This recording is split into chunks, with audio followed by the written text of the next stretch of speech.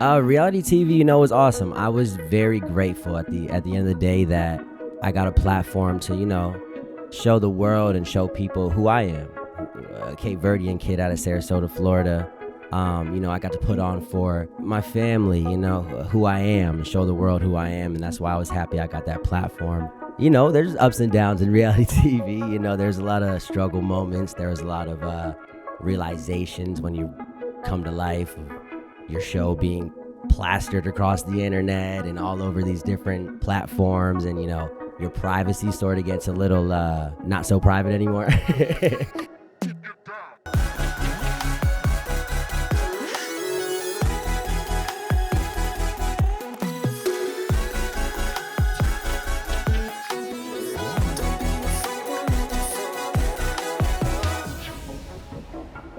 Hey everyone, welcome back to a new episode on the Divinely Disruptive podcast. I'm your host, Jane Powers, and today we have a very special guest in our studio.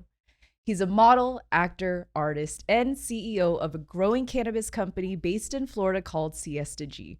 And you may have seen his fine-looking self on MTV's Siesta Key, but he is truly a divine disruptor. Brandon, welcome to the studio. Thank you so much. I love that intro. That was well thought out. I love that.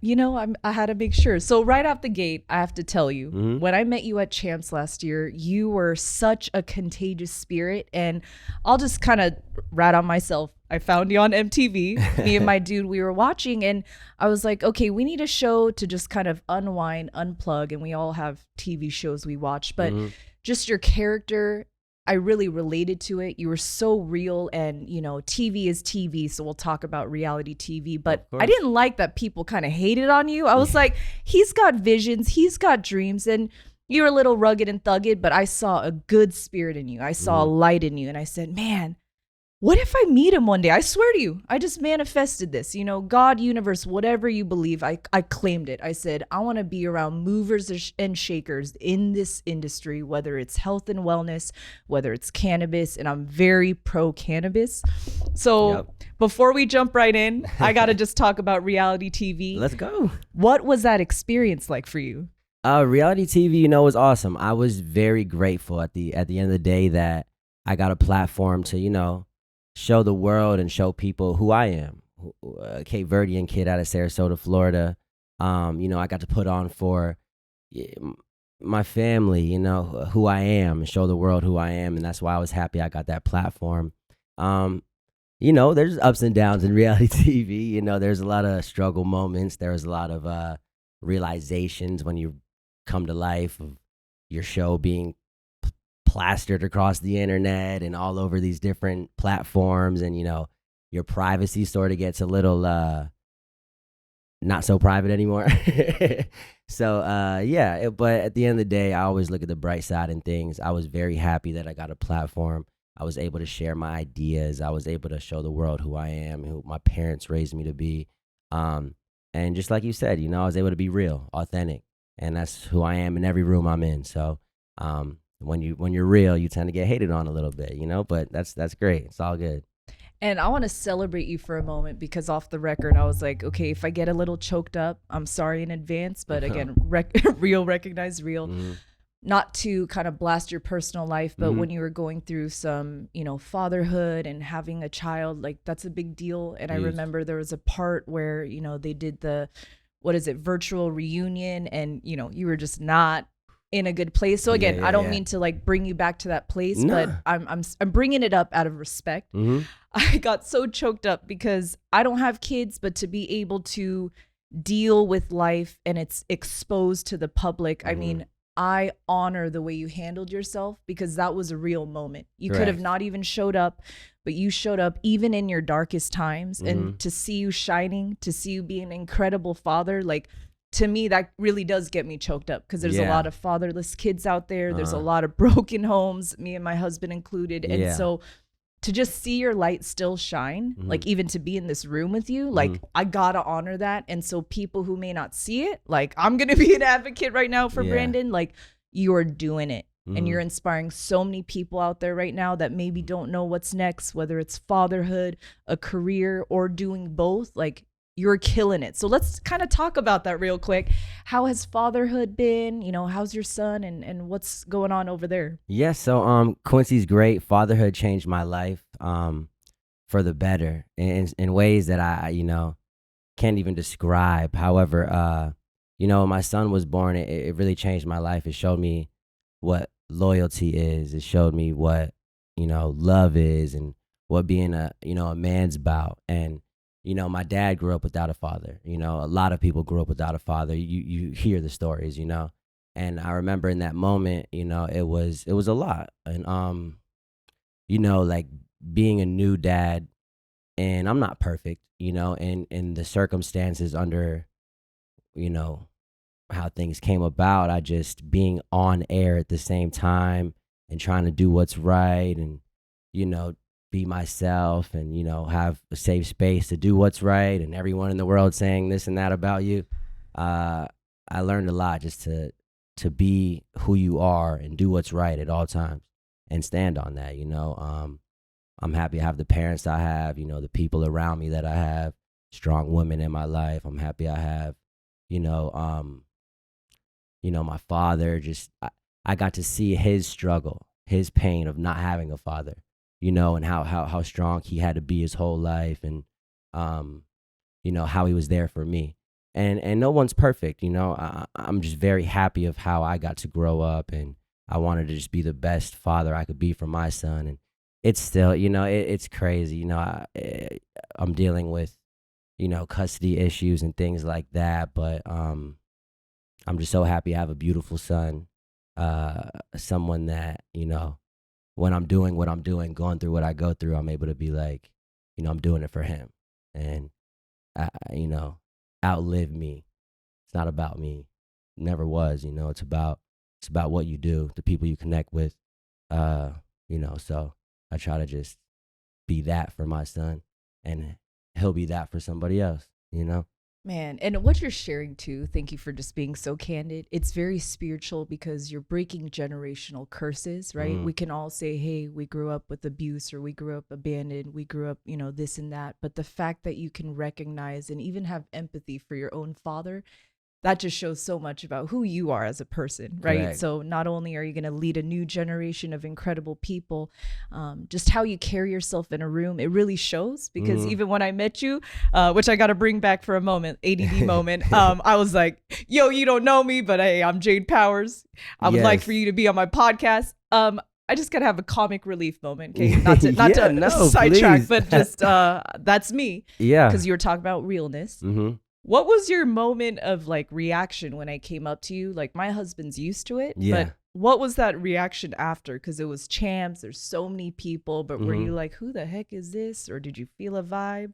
No, I loved it. You, first of all, you were shining. I feel energy, like when I'm, everybody that I have a relationship with is for a reason, and I'm a big networker.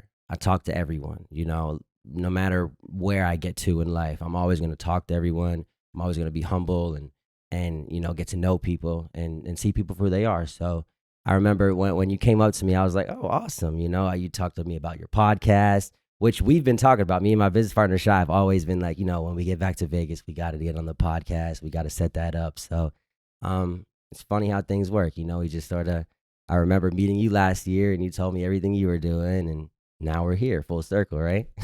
No, and I had to bring that up for a moment because, like, as you were talking about generational curses and leading and being a father and being there for your son, watching your dad not have a father, I had to bring that up because growing up, I, had some abandonment issues. So it actually made me paranoid and afraid and timid. But I just had a, comic relief moment because it's like, wow, my dad's in heaven. But it's like, if he was around, he'd be so freaking proud of me, and that's why I just had to have a moment. It's like, hey, I got to check my ego too. What was your reaction? Because even my father, he was this fat, big belly Buddha, jolly chef. He would feed everybody. We had delis, restaurants in DC, and literally you had no money. You were a blue collar, a construction worker, a bum outside. Yeah. He would treat everyone the same. And it's like, I want to be like my dad. I want to honor him. And so in the same respect, like, I just feel so thankful that you could see that light. You could recognize that light. Because as we said, whether it's reality TV, whether it's doing life, people love to hate what they don't understand. And people don't recognize that sometimes the brightest light in this world, I truly believe, come from the darkest path. Yeah. So even for me, not to say, hey, same shit, different story, but that's why I can see light in people despite of their past. And so just even sharing this room right now, I'm like, Jane, don't cry, don't get choked up. But energy doesn't lie. I tell people I'm not religious, but I believe in a higher power. I call God, call it whatever you want, but ultimately it is God above all things. Is people, when you pray, when you believe, when you ask, manifest and beyond, and you truly believe that you are worthy to receive, things happen. And this is just a simple, small example. Off the record, I told your partner as well. I'm like, listen, we got more things. You think this is just a podcast? Oh, no, I'm going to expand. We're planting seeds. So when you have great vision, life changes. So I want to kind of talk about mindset. You do a lot of things. I want to talk about your career as well. Yes. Tell me about what you're all doing right now. Because like I said, I introed it pretty good, but you do a lot. So what's your life like right now? My life like right now is I'm very focused on Siesta G. Very busy with Siesta G. But my life right now, me and my business partner are running our retail store in Tampa, Florida. That's on a day-to-day basis. And like I said, we're very hands-on. So, touching everything, seeing everything, always involved. So I'm doing that a lot, and I love it. I love cannabis. And other than that, I'm making music. I just dropped a song called Chasing Status. It's actually #1 in the UAE right now on the Spotify chart. So shout out Becca Brazil. Shout out, Turn Me Up Tone, And so that's going right now. I also DJ. I have like a spring break, tour coming up. So I'll be all around Southwest Florida and several different states. So really every day, I'm just waking up, I'm in our dispensary and I'm just making a lot of phone calls and just setting a lot of things up. And we're a small team, so we're doing everything ourselves, very, bootstrapping it. Now, I did some research, okay, because we got to do that. I was checking out Instagram and just social media. Yeah. I love that you are live in the store. People don't often see the owners of a company. They're very detached. Yes. But I love that you and your team and a lot of women, good-looking women, yes, they're just so connected. So let's kind of talk about that. As a female, I love men who can make room for women. There's no competition. I mean, we live in such a sexist world. So tell me your decision to have so many fabulous women running it, and what is that experience like? It's beautiful. It's honestly beautiful. Women do a great job. Women are, most everyone that we work with in Siesta G is women, and it's great because we're breaking a lot of stigmas. I believe in cannabis, women have a heavy stigma around them, especially women that consume cannabis or women in cannabis, like my business partner. Other business leaders out there in the world that, boss ladies that are running the game. So I feel like there's just a big stigma around that, even with, moms, moms that use cannabis. There's just a stigma around that. And I feel like in Siesta G, we're breaking a lot of that. You walk into Siesta G, you see, a lot of women, a lot of educated women that know a lot about cannabis and great with customer service. So, yeah, there's that. And I'm sorry, you were. I'm like, we talked about beautiful women. Yeah, I'm like, you lost me at beautiful women, okay? I'm like your business partner. I laid eyes on her. I'm like, you got a beautiful spirit, interior and exterior. My God. Exactly. It's fine. I get choked up around women too. I got you. But tell me also, and this is just a bragging moment, respectfully, what sets you apart compared to, maybe other people killing it in Florida is, you behind it, the women, but like what makes you guys different? Well, so one, you'll see a problem that you'll see in cannabis a lot right now is there's a lot of companies that are being branded by people that have no attachment to the culture. They have no attachment to, cannabis on where it's come from to now. And unlike them compared to Siesta G, we have been involved in this from way back, when it was scary to think about getting in cannabis. You think about cannabis, you think about jail time. things like that. So there's a lot of risks that have already been taken just to get in the door. And everything we do is not just based on making money. It's more based on making sure your customer knows what they're buying, knows what they're ingesting, knows what they're consuming, like to a T. We're not just trying to sell you stuff. We're not pushy people. Also, in what I think stands us apart than a lot of other people is we're a craft cannabis brand. You know, everything is very detailed. It's very, you know, we try everything, even the dog treats. Like we've literally eaten our own dog treats.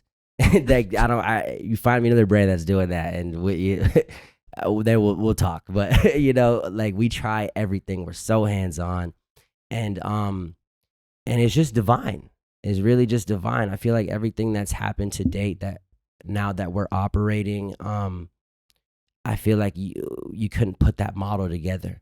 I feel like it was really something that, you know, I believe in God put in front of us, and we prayed for it, but didn't just pray for it. We went out and got it, you know, and there's a lot of things that you can't just wait to happen. You have to take it.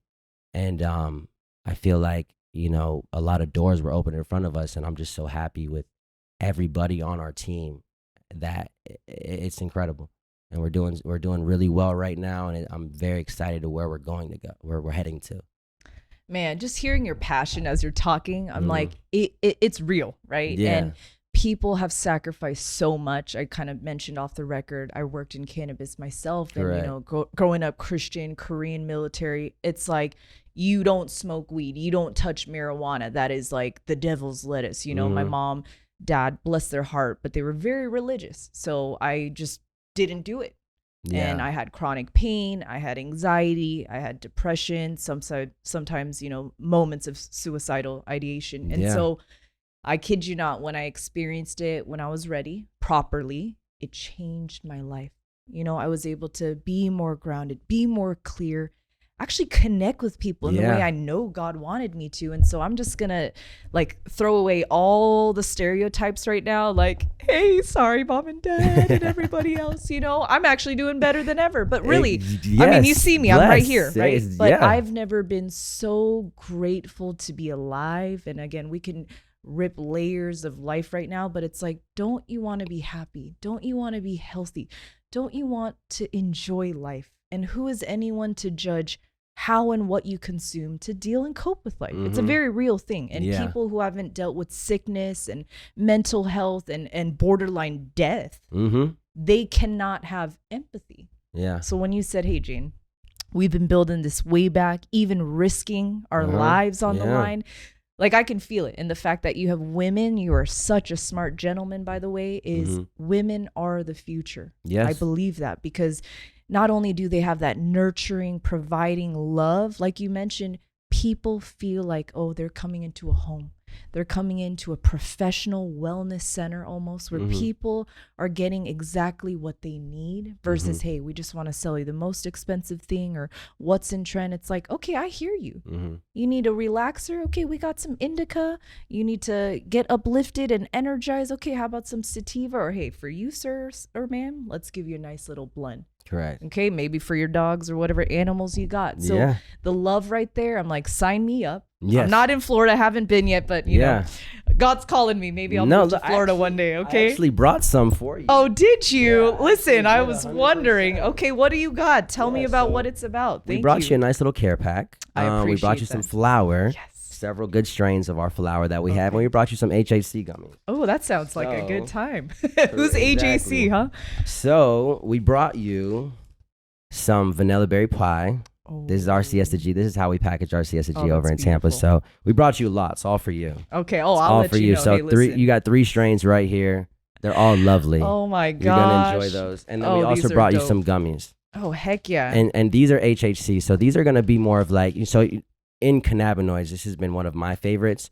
HHC is really good for the daytime. It helps you just sort of focus. It's not too much of a sleeper, a slumper. You know, it's more like something you could still be social on, go out and about. You know, have fun. You know, it's like it's there's such a stigma that you're gonna do cannabis and you're gonna fall asleep. You know, like So a big part of Siesta G is breaking those, and a lot of people love these for that reason. So those are for you. I appreciate it. Listen, I'm hiding my joy right now, but my husband knows right now I'm literally jumping for joy inside. But this is exciting. A lot of moments of creativity. Yeah. And honestly, like I said, I've been on a cannabis kick for some time now. It changed my life. I mean, I even quit corporate America and I have multiple businesses. So back to stigma and stereotypes. Yes. I'm actually glad we're having this moment. I haven't really been too candid on the podcast. So like I said, this is a spiritually enlightening moment for both of us right now. Yes. Is we are healthy, wealthy, beautiful, successful, beautiful people. Like we are fully functioning. So again, these stereotypes out there, you know, they say ignorance is bliss. However, when it comes to your health and your well-being, do not be ignorant. Like actually go to a professional, go check, you know, Siesta G if you're in Florida and beyond. But it's like, I'm sick and tired of people just staying to what they know. I think it's important to question things. Yes. And I feel like cannabis is literally saving lives and changing lives. 100%. So real quick, I'm not from Florida, nor have I been. What do you kind of see in the cannabis industry? You know, where has it been? Where is it now? And where do you feel like it's going? Well, so we're coming out of like 100-year prohibition in cannabis, you know, it's just the war on cannabis, unlike any other, you know, super regulated industry. We're in 2024, you know, crazy talk. In Florida, there's a lot of legislation that a lot of people don't know about. And in Siesta G, like, we're in touch with a lot of demographics. From being on the show Siesta Key, I have a lot of 13 different languages, 9 different regions watching. So there's a lot of people that we try to educate on legislation that's coming up that can affect you, you know, as a cannabis consumer. And in Florida specifically, there's a House bill called 1613. It's House Bill 1613 right now, floating around Tallahassee Capitol, which, you know, is pretty much, we'll get to that in a second. But anyways, right now you have in cannabis but there's bad actors in cannabis. You know, a lot of people that kind of ruin it for the consumer and for other businesses.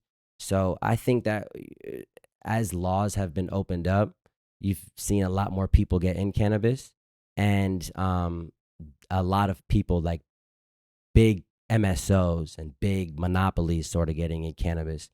And I think it wasn't legal at all and a while ago, and now it's legal, but you have a lot of these behind the scenes monopolies being formed and putting legislation in across this country, trying to make it to where only several people will be able to sell it.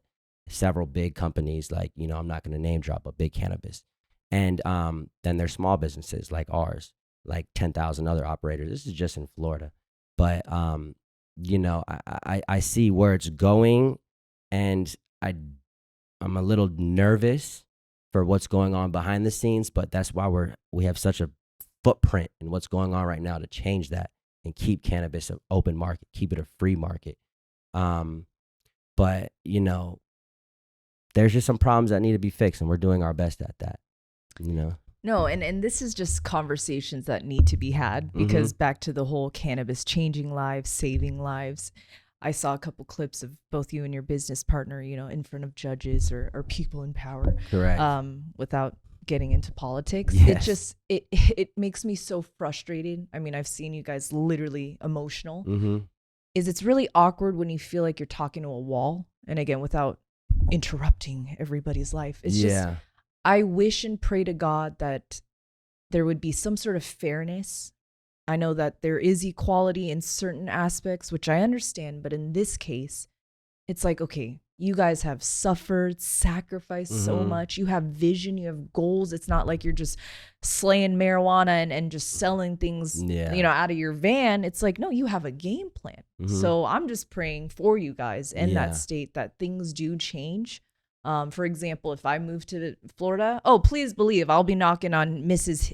Who and so. Yeah. And I'll be rallying for you guys. So if I ever visit, I'll be protesting. Absolutely. Don't you worry.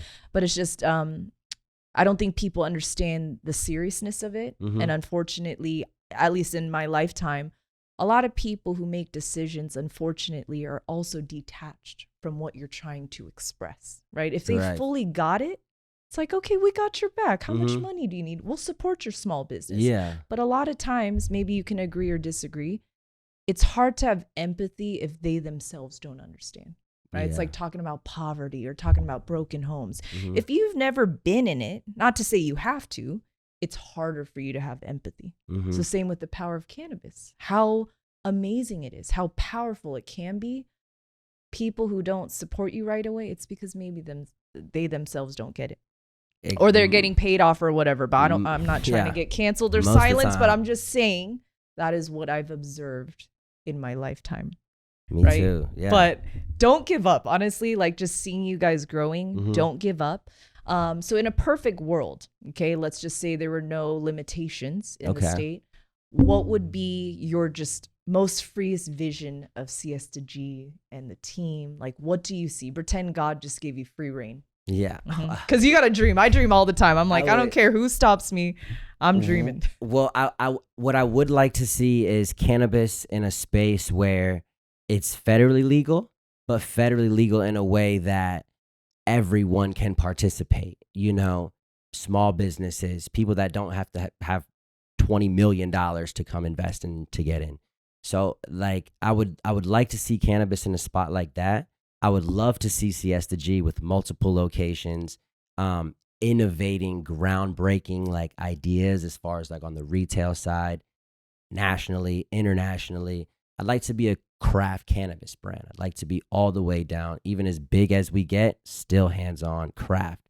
I don't want to get caught up in the mass production of things and, you know, the quality lowers. That's not what I'd like. But as far as like on a, you know, more like what for the industry, the culture, I'd like Siesta G to really break down stigmas. Every time we go to Tallahassee, the Capitol building, you know, we're still looked at as potheads and, losers and just people throwing it. It's crazy, you know, because that's not what's going on. And I just really would like to break those stigmas down, allow an open space to educate people coming up. When I was earlier in cannabis, I didn't know what was going on. I didn't know who to talk to, how to get in, what doors were going to be open. We had to just do that on our own and figure it out, you know? And I'd like to be a company that keeps people involved, keeps the consumer experience incredible, breaks stigmas for everyone. We're involved with a company called Last Prisoner Project, which is helping get cannabis prisoners out of prison. As more, you know, dispensaries pop up left and right all around the country, there's still people serving, you know, 25, 30 years over, you know, the same plant that I just handed you, you know? So there's a lot I'd like to do, you know. I try to keep it small and focus on what we can and, you know, break it down as we're getting through it. But, you know, we have more small term goals right now. Right now in Florida, we're trying to keep cannabis open market, you know, and we're up against some evil legislation down there, but we're getting through it. We are. And honestly, living in Vegas, I've only been here for about 5 years. I take it for granted because it's a little bit more flexible, but just even the limitation you're experiencing right now, it just kind of irks me. Like it makes me frustrated. Why is this even an issue to begin with? But I had to ask you that question too, is just if you had free range, what is the vision? Because I agree, focus on the now, focus one step at a time, one day at a time, because anything could change, but to also not forget the vision. Yeah. Right. I'm all about vision, mindset, goals, because sometimes we have hiccups or, you know, one thing doesn't work out. You got to keep that vision alive. So when you share that, it's like, man, I wish more people listening and watching, they understood that. Correct. Right. Because like the people who are making decisions right now, if they saw your conviction and just the vision you have, it makes sense. Like you said, it's not like we're just smoking and doing whatever and, you know, corrupting the kids, right? Correct. It's like, no, we're educating. Like you mentioned, when we were kids, we didn't know. It's like green was green, marijuana was marijuana. But now it's like, no, we want to provide you specifically what you need. I mean, what's the difference between that and going to a doctor and getting prescription medication? That's a whole nother story. That'll kill you. You understand? Yeah, I'm like, yeah. we're actually helping you. Uh-huh. And so I feel like you just gotta stay true to the vision, even if there's little bumps in the road. Next question I was gonna ask is, we're both matching a Champs bracelet. Okay? Oh yeah, yeah. I want to Shout out know Champs. how the experience has been at Champs. You know, the feedback. Obviously, I already knew who you were, so I was walking up to you with confidence, and I said, "Hey, boom, boom, boom. I'm glad you're here." Correct. But how has it been last year and also this year? It's cool because one of the first years we came to Chance, we had nothing. We had nothing. We were just trying to get in the game, learn, see as much as we could. Now, we have a full store. We have a brand. We have craft cannabis now. People know about us, and now we walk through Champs and we go up to people and we have strategic relationships with people that we work with. And it's a small industry. It's a big industry, but it's a small industry for the good people in it. And we try to just keep the relationships alive. Come to Champs, keep up to date with people, see what's going on in the industry. Champs has created such an awesome lane to get everyone in the same building and sort of just, sell, network, everything. So I appreciate them for doing that. No, I love that. And will you ever expand to Vegas? Is that even a thing? Like, I know we're talking about potential partnerships, but I'm curious. Look, Siesta G would love to have, dispensaries and imprint all across the world. I feel like in cannabis, a lot of the laws and regulation are set to cut dreamers from dreaming that, but we're trying to break that down so, we can get there. I would love to be in Vegas, every state has different laws. It's every state, I don't know what Vegas is like, but I'm pretty sure it's the same thing. Seed to sale. You have to come in, get, millions of dollars, which is, I get it. I understand it. But I would love to. Yeah, I would love to be in Vegas. I'd love to be in Cali. Like right now, it's just, I don't want to get too, I want to be everywhere. Look, I want to grow the best weed in the world. I want to have the best customer experience in the world. I want to be one of the best brands in cannabis that there's been. That's what I'd like to do. But we got to start where we're at right now. And we're in Florida right now, and we're doing everything we can. We're doing our best. And it's going well. And, there's a lot of opportunity out there. And it's just about what happens. Where is cannabis going to go? How can we get the people more involved to do what we want? And get what we want out of cannabis and not just sort of get sucked over with, just get sort of flattened out by the big cannabis corporations, And, when you talked about that word monopoly, that word too is just a very daunting word for me because I don't like that just because you have money, you automatically have power and authority, right? And I'm not saying, hey, if you're rich, you suck. I'm not saying that at all.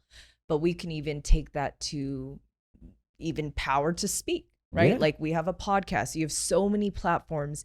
You can use it for good or bad. And I feel the same way with money. Yeah. I'm not saying money alone is evil, but I don't like that there's people who just because they have money and the authority to just take over, but they have no passion for it. It's like, what are you doing? There's so many people who have vision and dreams like yourself and your team. Like, we want this. This is what we want to do. So I got to figure out, I don't know, do you know a solution to that? Like, how can I help people listening and watching? Like, how can we support that even if they don't live in Florida? Yeah, it really starts with what people just have to understand is we all operate in an industry that's under attack. Whether you feel that or not, we all operate in an industry that's under attack. We're in competitions with ourselves, but we're not each other's enemy. Competition's good. Competition's great for a free market. It sets up the market, the industry. But our enemy is big pharma. It's people that we're never going to see, but they're putting in these laws in the lobby and they're doing all this thing to, wipe us over. And it's very strategic. The more I get involved with Tallahassee and politics, you sort of see what's going on. And there's just a lot of things behind the scenes that are trying to set it up that, it cuts out small businesses, mom and pops. It doesn't even give people a lane. So I really think that if we could all come together and put our money together and join, like we're involved with a lobbyist in Florida called the FHAA. It's Florida Healthy Alternatives Association. And if we could get everyone involved to put their money in and then fight against these big guys, we could win. But we have to understand that we have to start working together and have some control and have some unity.